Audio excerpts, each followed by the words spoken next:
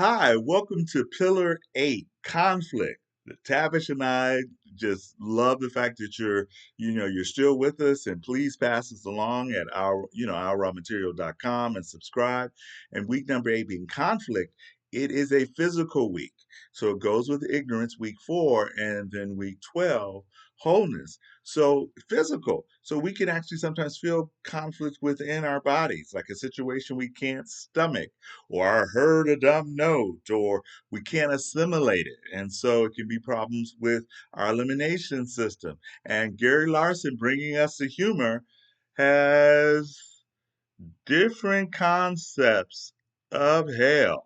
So I remember this Twilight Zone back in the day where all this guy wanted to do was read, and the world ended and he went to the library and he broke his glasses. Talk about conflict within the self. That's one aspect, the cognitive dissonance. The spirit is willing, but the flesh is weak, kind of a thing. Or just having disparate voices, whether it's mentors, parents, or people who influence you, whether it's your religion. So self, internal conflict. And then there's conflict with others, whether that's our husband, wife, or partner, best friend, business partner, what have you. So there's interpersonal, and it can be you with a small group that maybe you have different viewpoints, and you may fear being outcast or being thought of as getting weird shamed, basically.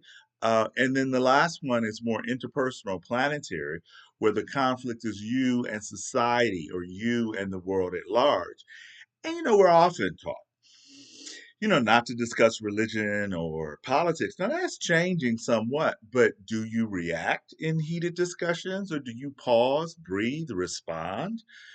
Or do you just avoid conflict altogether?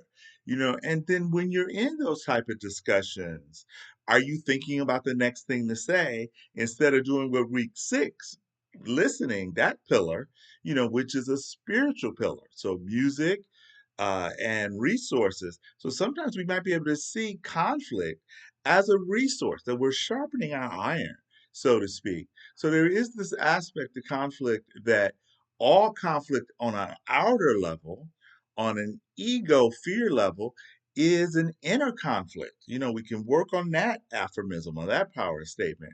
But it's important, to do our raw material, that self monitoring, maybe pausing, breathing. I mean, stress, what do? Take a deep breath, maybe drinking some water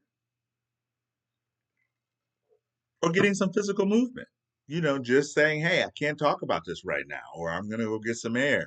Whatever you have to do, and not go into the ego part of you that's saying you're running away.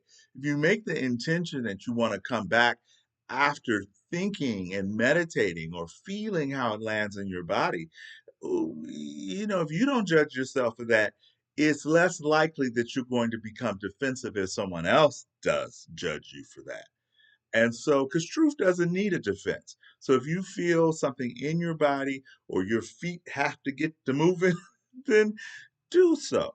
And if you're vexing, which is fighting through texting, realize that so much of our communication, at least a third, 40%, some linguistic experts suggest, is tone, word usage, body language, all of the above that are nonverbal clues. So if you're texting or emailing emotional content and you're already not trusting or having internal and conflict with the partner or the person you're texting, may not be the best road to physically deal with the ignorance, why you're having the conflict of the roots of it in the first place, or wholeness, where you're looking, maybe thinking and feeling, how can this conflict so-called sharpen my iron or get me to have other perspectives where I take them in, discern, and we're able to come to a deeper, more profound understanding.